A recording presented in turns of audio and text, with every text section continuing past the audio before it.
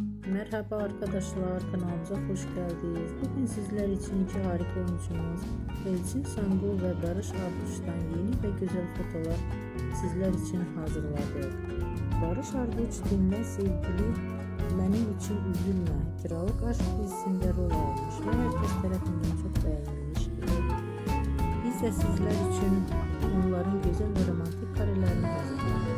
Bu videoların devamlı gelmesini istiyorsanız da kanalımıza